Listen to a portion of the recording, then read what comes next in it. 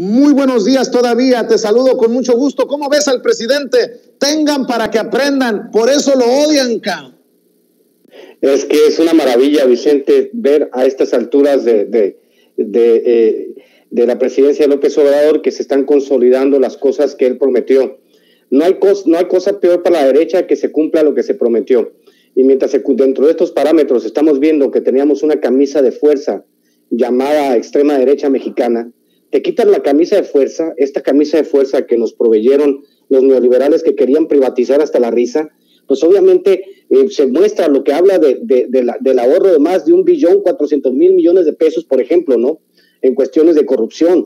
O sea, y apenas vamos empezando, apenas van 3 años, lo mismo decía el presidente, tenemos que hacerlo de 12 años en 6, porque me tengo que retirar mi rancho. A mí me parece maravillosa esta parte, ¿no? En la que estamos entendiendo que estamos en una transformación. Lo que decían las gasolinas, por ejemplo, hay que recordarle al público de Sin Censura que estamos importando el 75% de las gasolinas. No hay país productor de petróleo en el mundo que importe el 75% de las gasolinas. Estados Unidos tiene 134 refinerías. Es más, sí deberíamos de ser como Venezuela, pero en las refinerías. Venezuela tiene más de 20 refinerías y tiene 30 millones de habitantes. Nosotros tenemos 130 millones de habitantes y tenemos 6 refinerías y ni una de ellas trabajando al 100%. Para que te des una idea, pues, de que las cosas van cambiando y van cambiando para bien. ¿A quién beneficiaba ese 75% de importación de gasolinas?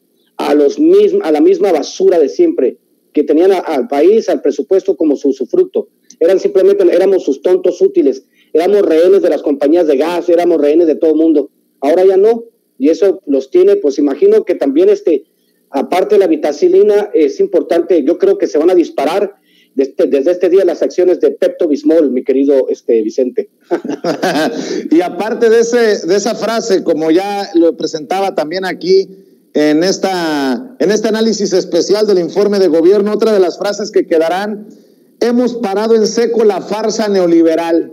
Ahí fue un gancho al hígado del presidente, mi querido Ramiro Padilla Tondo, una farsa neoliberal que desde nuestras trincheras hemos buscado desmenuzar para nuestras audiencias poco a poco en lo que va de este gobierno de la 4T.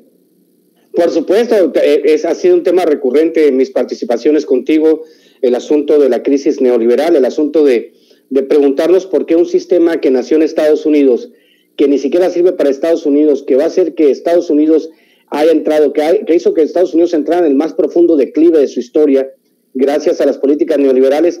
Si no funciona en la cuna de Estados Unidos, en la cuna del neoliberalismo que era Inglaterra, que tuvieron que, incluso ellos mismos dijeron, o sea, por ejemplo, los ingleses, con toda esta farsa neoliberal, no pudieron privatizar la salud pública, el sistema de salud pública en Inglaterra, porque entonces sí, se incendia toda Inglaterra. En el caso de Estados Unidos, privatizaron todo. Acuérdate del cuate aquel de los primeros pacientes recuperados del coronavirus, que salió con una cuenta de más de $1 millón.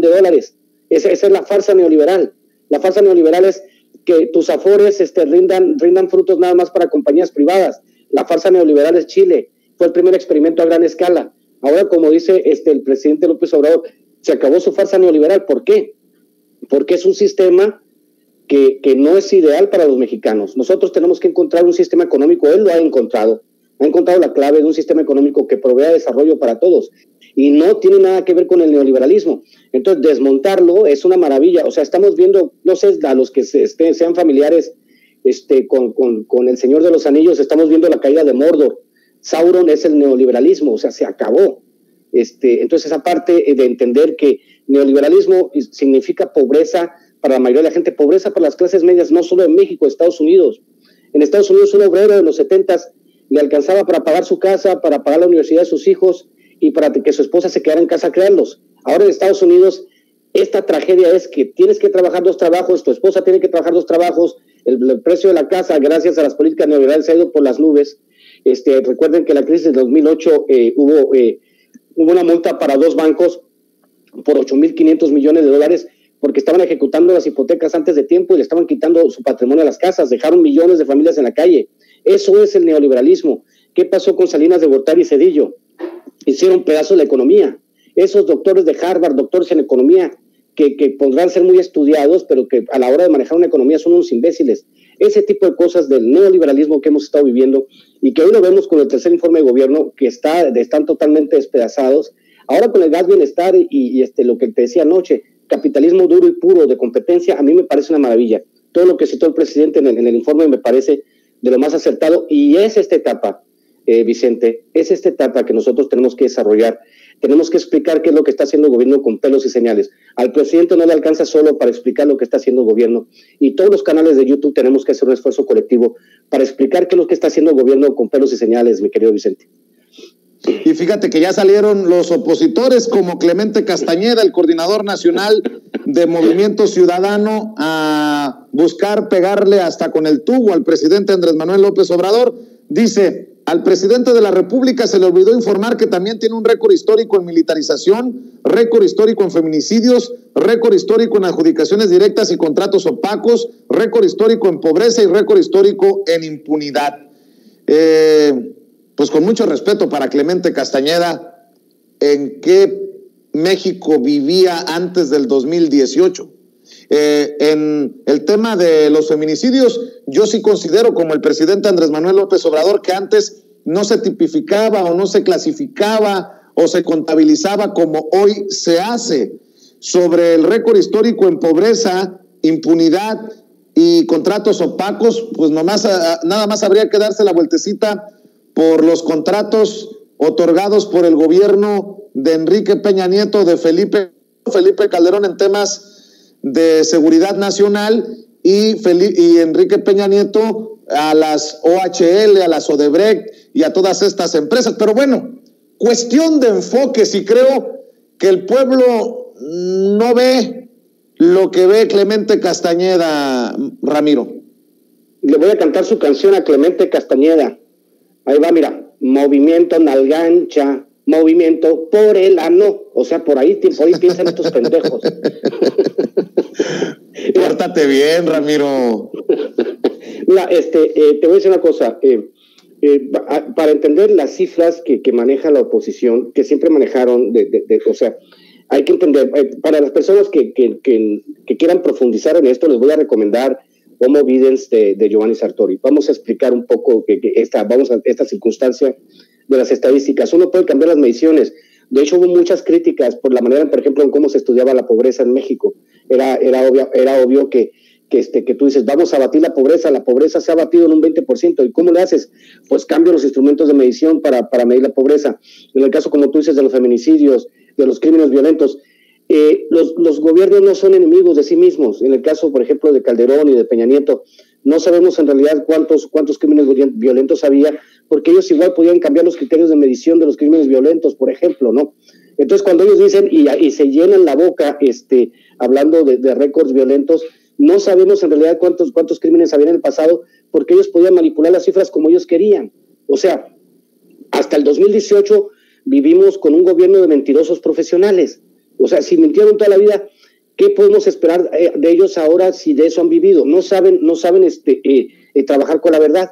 Yo he dicho, si el presidente llegó tan lejos, llegó a presidente y derrotó de manera tan aplastante a la oposición, es precisamente porque el cuate no tiene ningún incentivo para mentir. Entonces ahora estamos viendo números reales, y esos números reales lo que hemos visto es que sí, la tendencia alcista de la criminalidad se detuvo, se estancó. Con respecto a los feminicidios, pues es un tema cultural también, es terrible. Por ejemplo, lo que sucede en Ciudad Juárez, que sigue habiendo feminicidios, pero ya no son tan importantes, de ese tamaño la tragedia que vivimos en el país. Y en el Estado de México es donde hay más feminicidios. ¿Quién habla de Del Mazo? ¿Quién le exige algo a Del Mazo? Ese cabrón es un fantasma. En cambio, si sucede algo en la Ciudad de México, todo el mundo se tira, Sheinbaum eres represora y todo eso. ¿Y Del Mazo qué? Del Mazo es el verdadero florero de este país. Nadie habla de que el Estado de México es el Estado priista que tiene más crímenes en el país. Son ese tipo de cosas que uno de repente dice, señores, los del movimiento Nalgancha, agarren la onda, no es por ahí, construyan algo. Ustedes siguen el estilo de, no sé si recuerdas a Bora Milutinovich, el entrenador de la selección nacional, decía, nosotros no podemos crear juego, pero sí podemos destruir el juego del oponente. Y eso es lo que hace la oposición, nomás tirar patadas a lo pendejo, pero pues el presidente, ya cuando tiene una patada, el presidente les metió 3 goles. Yo digo, ya paren esta masacre, pero pues no, nos quedan 3 años de masacre contra la oposición, mi querido Vicente. Así es, y oye, precisamente hablando de Alfredo del Mazo, estaba viendo que el periódico Reforma publica un estudio de opinión que coloca a Claudia Sheinbaum al tope de las preferencias rumbo al 2024, seguido de Marcelo Ebrard, pero de acuerdo al periódico Reforma, siguen Ricardo Anaya y Margarita Zavala como cartas fuertes para el 2024. No, pues está cabrón. Ya no entendí absolutamente nada. Perdón que yo no vea, yo creo que voy a dedicarme a otra cosa, que yo no vea lo que ve el periódico Reforma. A los editores del periódico Reforma los invitamos urgentemente que se hagan un antidoping. Yo creo que estaban bastante altos en drogas cuando hacen este tipo de encuestas.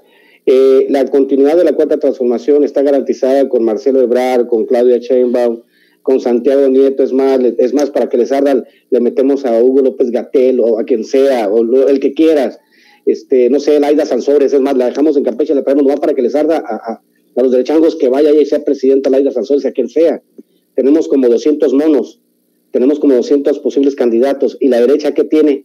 A ver, deja escuchar los grillos. ¡Cri, cri, cri! No hay nada. O sea, ¿qué pedo con su vida? Si ellos hubiesen trabajado bien, es lo que dicen, ¿no? Los sistemas políticos tienden a tratar de repetir, ¿no? Pues por eso son sistemas políticos.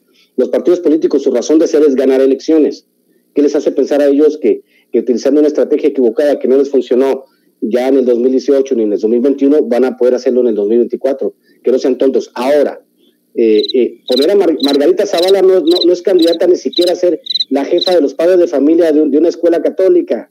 ¿Y qué hace pensar a ella que puede ser candidata? O sea, no tiene los méritos, ni Ricardo Anaya. Bueno, Ricardo Anaya, queremos que regrese Ricardo Anaya, ¿no? Pero pues todo lo que se robó. Oye, ¿por qué no cerramos, Ramiro, con esto del ego de los políticos? Tú traías preparado hablar del ego de los políticos, y creo que ese ego ha quedado muy abollado, y no me refiero a Lía Limón por el golpe que recibió en la manifestación frente al Congreso de la Ciudad de México, a la alcaldesa Lía Limón del PAN, todo mi respeto. Me refiero a muchos que se tuvieron o se tendrán que poner el saco por lo que dice el presidente Andrés Manuel López Obrador en su informe de gobierno, o las declaraciones del presidente Andrés Manuel López Obrador con lo del payaso de las cachetadas y estas cosas. ¿Cerramos con eso, Ramiro? Sí, claro que sí. Claro que sí. Quiero nomás voy a extender un poquito, porque sí, como ha sido un día extraño, movido, diferente. Ceci ha corrido para acá, yo también he corrido para acá, he corrido para allá, todos andamos, no sé, andamos en la dinámica del corral de las gallinas, todas las gallinas corriendo para todos lados. Pues voy a elaborar un poco. Al final de cuentas es una materia de estudio mía. De hecho, mi primer libro, que se llama Poder, Sociedad, Imagen, la primera, se los recomiendo a los que lo busquen, está en Amazon, se llama mi libro Poder, Sociedad e Imagen. Yo elaboro en las causas, ¿no?, que tiene que ver con cómo la gente percibe lo que es el poder. A mí me parece un tema muy interesante el asunto de por qué una persona percibe que puede ser dirigente, que puede ser líder, o cómo es que se construye esta cultura, sobre todo en México, porque en México hay que recordar, somos un país que produce muy pocos estadistas del tamaño de López Obrador. En general, la mayoría de la clase política, la mayoría de la clase política en México pues tiende a ser muy mediocre.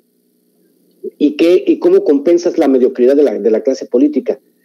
Desarrollando la cultura del ego. O sea, ve a todos, a cualquiera, ve a Ricardo Monreal, no sé, ve a la Jacob, los de Morena también, a todos, porque ha de empezar la gente que nosotros somos aplaudidores de Morena. No lo somos. Nosotros criticamos a Morena, la hemos criticado todo el tiempo. No estamos de acuerdo con muchas de las políticas que tiene Morena, y quisiéramos que se restaurara, ¿no? Pero ves a estos personajes, ves el ego, ves el choque de los egos, ves a los priistas, ves a los panistas. Esta señora Lía Limón, que me merecen todos mis respetos. De hecho, yo la considero una persona muy valiente, excesivamente valiente, a la señora Lía Limón, porque se casó con Luis Carlos Ugalde, y casarse con Luis Carlos Ugalde es una valentía que me merece todo mi respeto, cabrón. Entonces, No te rías, Vicente, estamos hablando de un análisis en serio. Y entonces, el asunto de los egos con ellos tiene que ver con eso, con esa construcción de una identidad, ¿no? Decía, creo que fue Michel Foucault el que decía que los humanos somos fruto de una arquitectura compleja de identidad, básicamente es más o menos así. Entonces vamos construyendo nuestra identidad con base a lo que nos dicen los demás y con base a lo que nosotros pensamos de nosotros mismos. Obviamente, en la política, de la manera en que estaba hecho el sistema, que era un sistema piramidal, había mucho lugar para el culto de la personalidad. Acuérdate, el estilo personal de gobernar, cómo Echeverría quería ser premio Nobel de la Paz y dirigir al movimiento altermundista y la chingada, cómo López Portillo escribió un libro que se llamaba Don Q, que se creía él la reencarnación de Quetzalcóatl, por ejemplo, ¿no? Todos sus presidentes, Miguel de la Madrid era muy gris, Miguel de la Madrid, ahora su hijo Enrique quiere ser presidente, pero pues Enrique de la Madrid es más gris todavía que su papá Miguel de la Madrid, por ejemplo. Salinas de Gortari, el Megamind, ¿no? El cuate que pensó que se iba a perpetuar en el poder por un asunto de ego. Ernesto Zedillo, otro burócrata gris, ¿no? Vicente Fox, que nos echó a perder la vida a todos, y todos esos políticos, Porfirio Muñoz Pedo, ¿no? Que anda ahorita, anda enojado porque no le dan el lugar que él se merece en la historia, por ejemplo, ¿no? Monreal, que hizo un mega berrinche porque no fue candidato a la jefatura de gobierno, pero si tú lo comparas con Claudia Sheinbaum, o sea, la Claudia Sheinbaum es peso completo y este cuate es peso mosca, o sea, ese tipo de cosas. El ego de los políticos es un asunto que sabes que va a requerir un capítulo completo en alguno de mis libros. Lo trato de manera somera en Poder, Sociedad, Imagen, pero yo pienso que lo voy a en el próximo, no sé, en uno de mis próximos libros, lo voy a tratar de una manera un poco más extensa para que entienda la gente que esa fragilidad de la personalidad del político mexicano es importante que se deje a un lado, que empiecen a trabajar como verdaderos servidores públicos y que no anden lampareando ni anden fabroleando con dinero del presupuesto público. Nomás que se acuerden que Ernesto Cordero, el que ahora le pega a Naya y que le armó todo el caso a a Ricardo Naya, era un cuate que se compraba los trajes más caros con una tarjeta que le había dado el Congreso. De ese tamaño la fragilidad del ego de los políticos, mi querido Vicente. Querido Ramiro Padilla Tondo, sensei, maestro, cerremos invitando a la gente para que te apoye con tus libros y para que te apoye en redes sociales, para que siga avanzando ese mensaje independiente que le hace contrapeso a los analistas que opinan muchas veces pura pendejada, mucha mierda en los medios tradicionalmente chayoteriles. Sí, ya saben, estoy por sacar también otro libro. Vamos a vender el paquete de libros, el Premio Chairo Ilustrado, Hojas en Ruta e Interpretaciones Alternativas. Estoy trabajando en eso. Vamos a, como te digo, en un par de semanas, en cuanto me entreguen los primeros ejemplares del Pequeño Chairo Ilustrado, andaremos aquí de gira por el interior de la República, Querétaro, Toluca, Pachuca, donde ustedes me inviten. Nos vamos a ir con el Pequeño Chairo Ilustrado. Hoy en la noche con el profesor López Almejo tendremos a Paco Ignacio Taibo. Mañana es muy importante, señores, mañana es el programa número 1 de la televisión cómico mágico musical entre chairos y fifís, con el copetón César Gutiérrez Pliego y el más guapo de los chairos, yo. Así que no se lo pierdan mañana a partir de las 10 de la noche entre chairos y fifí. Tendremos a Meme Yambel, que ella sí tiene cabellera, no como yo, y vamos a disfrutarlo, ¿no? Mucho. Y nos vemos en los diferentes espacios y suscríbanse a mi canal Ramiro Padilla Tondo, que ahorita voy a subir contenido, porque no he subido contenido estos días, porque ando corriendo aquí en el interior de la República.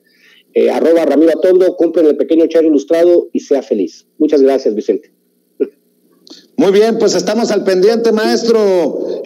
Cuídate mucho, estamos siempre listos para escuchar tus opiniones, tus comentarios, el análisis. Es el maestro Ramiro Padilla Tondo hablando con nosotros sin censura. Y déjeme